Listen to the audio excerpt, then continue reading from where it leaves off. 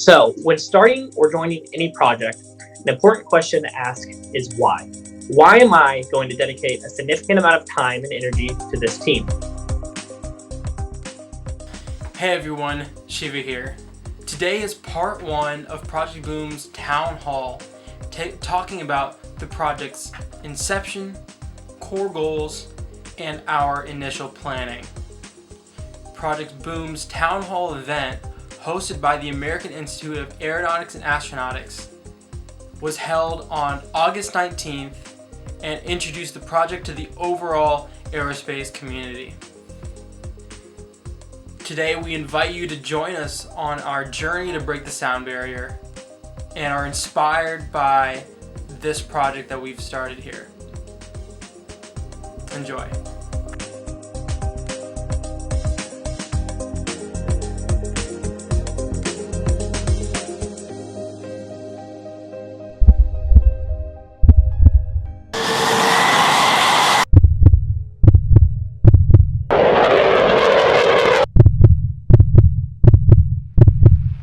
Choose to go to the moon in this decade and do the other things, not because they are easy, but because they are hard. Because that goal will serve to organize and measure the best of our energies and skills.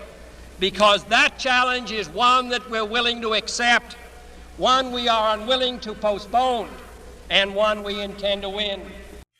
Project Boom is a big deal because nobody else is doing it. Some would have us stay where we are a little longer, to rest, to wait. But this country of the United States was not built by those who waited and rested and wished to look behind them. I was literally so excited that my heart rate rose up. That sort of kind of excitement is what I felt, and that's why I sort of joined to do this project. If this capsule history of our progress teaches us anything, it is that man in his quest for knowledge and progress is determined and cannot be deterred. When I walk, I've just kind of been picturing our aircraft and what it would be like, and just going blasting through this big valley that I get to kind of look at, Yeah, it's exciting and it carries with me and I can't hardly turn it off. Hello, everyone. Thank you for joining us tonight for the first Project Boom Town Hall. First, I want to give a huge thank you to Aldo Martinez and AIAA for hosting us for this event and giving us a chance to tell our story. So today, we're going to introduce you to our project and give you an overview of our organization and how we market our project and how you guys, finally at the end, we'll allow you guys to answer some questions or ask some questions. To start, my name is Colin Watson. I'm currently a second-year aerospace engineering student at the University of Oklahoma. While at school, I actively participate in OU's FSAE design team, student government, and undergraduate research in our heat and transfer lab. However, more relevant to today's presentation, I am the founder and lead for Project Boom. We were founded in April of this year by myself and our Chief Engineer Cole Replogle, with the goal of being the first student group to design, build, and fly a supersonic RC aircraft. In the 4 short months since our inception, we have onboarded over 192 members with more than 70 different universities in 20 different countries around the globe. We are truly a one-of-a-kind global design team with membership including high schoolers, PhD students, and everyone in between. Tonight, we're going to give you a sneak peek at how our amazing team of students is working together to break records. This is not intended to be an in-depth design review, but rather an introduction to Project Boom. If you're interested in attending a more in-depth review, please reach out to me for more info. And if I could ask everyone to please hold all questions till the end, there will be a Q&A following the presentation. So when starting or joining any project, an important question to ask is why? Why am I going to dedicate a significant amount of time and energy to this team? For us at Project Boom, it's because we're not willing to stop when things get hard. In the past year, our world's been rocked by the COVID-19 pandemic. For many students, that has meant the loss of internships and the invaluable hands-on experience that they provide. Instead of sitting at home and fine-tuning our Fortnite skills, we got right to work creating our own engineering experience. Every member on our team realizes that there's no time to waste. We are passionate and driven towards becoming better engineers today so that we can solve the problems of tomorrow. So now you know why, but I'm sure you're wondering how. First, we started by organizing our talented leadership team, many of which you will meet later today in the presentation. Next, we set up a Slack channel for all internal communication among our team members. Since the channel's creation, our members have sent a whopping 30,000 messages amongst each other. And finally, we established key relationships with our amazing sponsors and advisors, something that has proved to be crucial to our success. So now that you know who we are and what we're trying to achieve, I want to introduce you to our Chief Engineer, Cole Replogle, to talk about some of the more technical details of our project. Yep. Hi, everyone. Thanks for listening in. My name is Cole Replogle. I recently graduated from Oklahoma State University, where I earned degrees in mechanical engineering and aerospace engineering. I'll be beginning a combined master's and PhD program this fall at the University of Cambridge in future propulsion and power.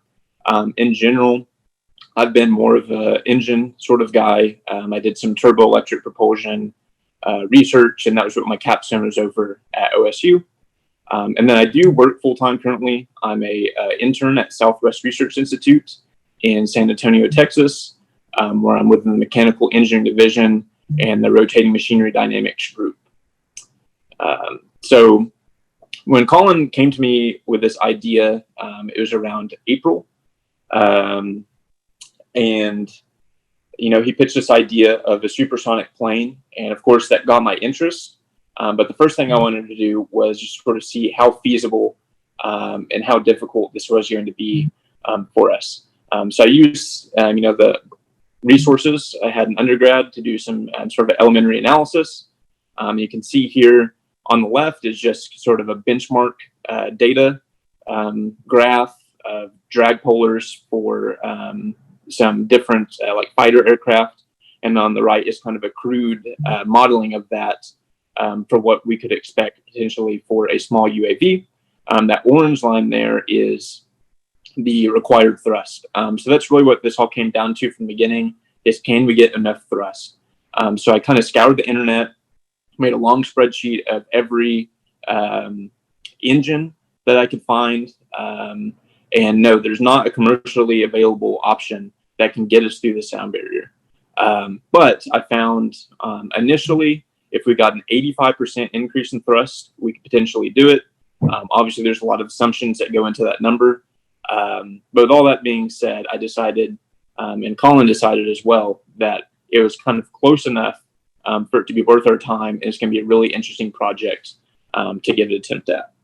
Kind of the next goal thing to do was set up our project goals, sort of the timeline, and what are the major milestones that we need to hit.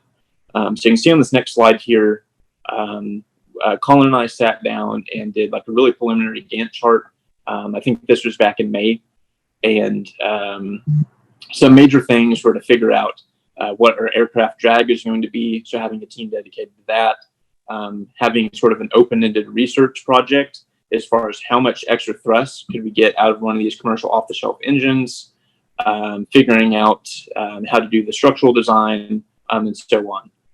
Initially, we planned to have sort of initial aircraft design finished by the summer, August 21st, so this week. So that way we could have the bulk of the work done prior to people going back to school and presumably having a drop-off in attendance and availability. As you can see in the next chart, we decided that was slightly aggressive. Originally, we wanted to fly early next year.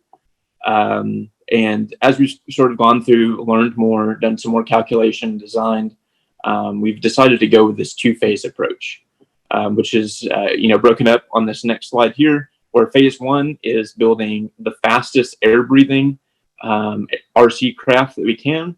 The current record is set by some Germans at in like the Mach 0.64 range, something like that. And so we're currently planning on completing that design and getting that built to fly early next summer, hopefully. And then phase two of that is we have hopefully renewed activity next summer. with at least as many or perhaps more people next summer to work on transitioning into a supersonic aircraft, and all the extra difficulties that that's going to entail. So with these sort of plans and ideas, the next crucial thing was to get people who wanted to do it. And so Colin will talk a little bit more about how we got so many people from around the world. Yeah, thank you, Cole. So after Cole and I validated that our mission wasn't an impossible one, surely a challenging one, but we were confident that we could give it a good shot, we started to reach out to people that we knew personally at our own respective universities. So within a couple of weeks, we had a team of about 15 engineers on the project, mostly from the Oklahoma area, because that's where both Cole and I are from. And then next, I went to work sending out emails to engineering clubs and faculties from universities all over the United States. The results were mixed, as they always are. Some people were very keen to express their excitement about the project, and others were just as keen to express their doubts. However, we trudged on, continued to grow our team with new people from all over the United States joining almost every day. Unbeknownst to us, however, we were about to go through a major growth spurt. On the night of June 30th, I made a post on Reddit asking for people interested in joining the project. When I woke up in the morning, I had over 100 emails from students located all over the world interested in joining the team. So that's now how we have a team of over 195 members. We're going every day. 20 different countries around the world, and more than 70 universities are represented.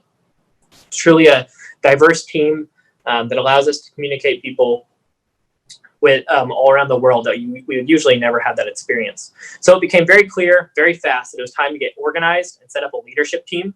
So we created the appropriate subsystems and began having weekly meetings to stay directed towards our final goal of building the supersonic RC aircraft.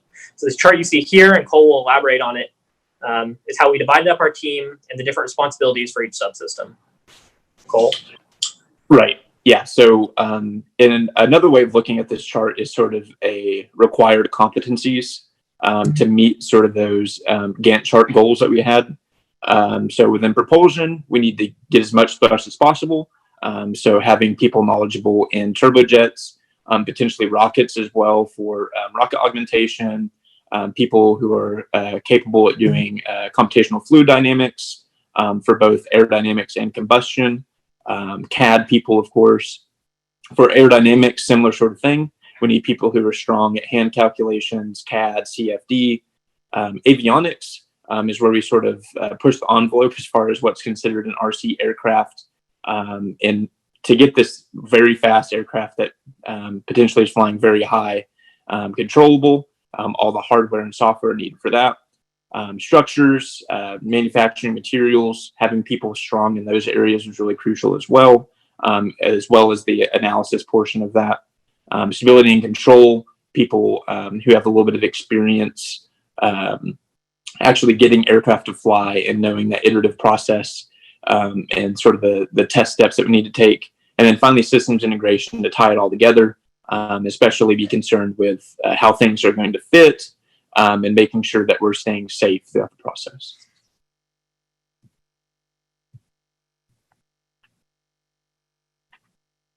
And so this is the team of people that we assembled to sort of fill those goals. And I think maybe Colin had something to say towards these.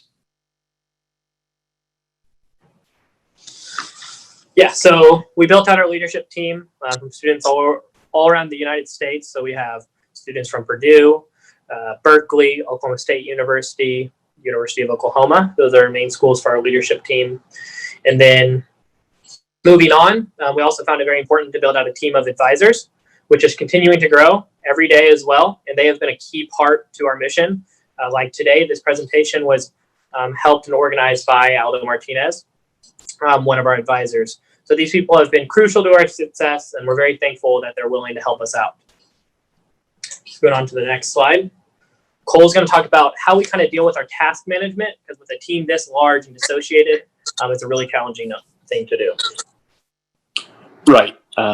So the unique part of this, or maybe not, it's not all unique, but definitely challenging, is that we're international, online, and voluntary.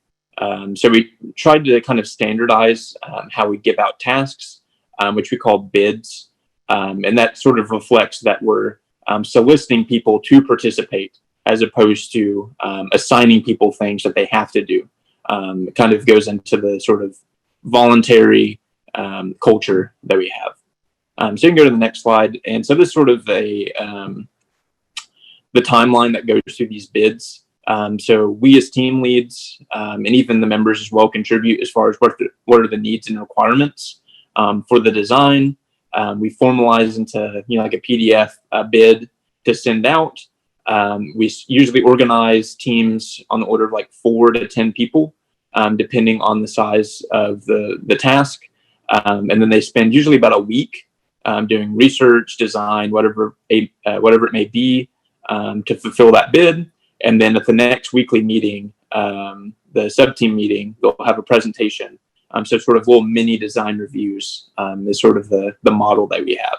And then we as team leads take all those different design review decisions to sort of guide the overall direction of the aircraft.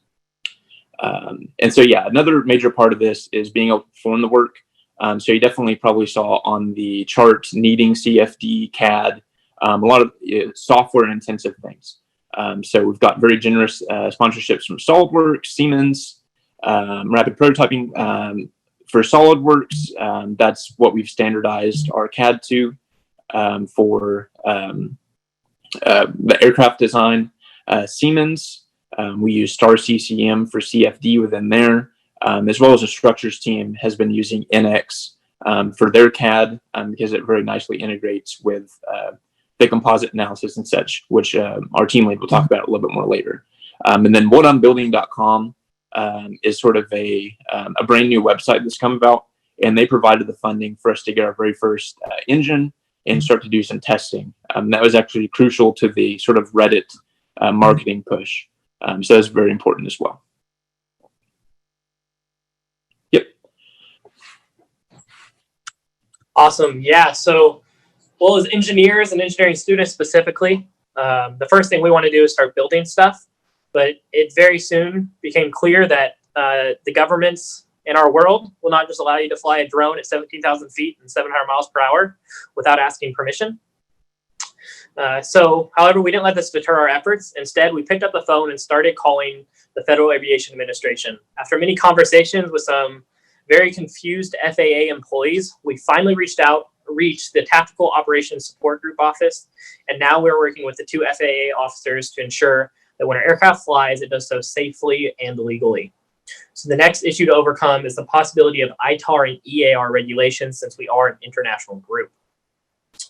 This was an important topic that we considered to make sure that we are following all U.S. laws. After scouring the U.S. munitions list, which is not a fun document, and obtaining a consultation with FD Associates, a professional export control consultancy based in Washington, D.C., our team is confident that given the design of our aircraft and the context of our project, we are working within all U.S. regulations. So now we'll dive into our design, give you a little bit more context and specifics about our aircraft from all of our subsystem leads. All right, guys, that does it for part 1 of our Project Boom Town Hall. In the next few parts, we'll be going into the design and talk about our preliminary design and propulsion, in aerodynamics, in stability and control, etc. So if you're interested in that, you can, click over here and watch the full version of the Town Hall that's already been posted, or hey, you can wait for these awesome edited, cut down versions. As always, if you want to find us, you can find us at LinkedIn or theprojectboom.org, as well as tweet us out on Twitter and follow the channel.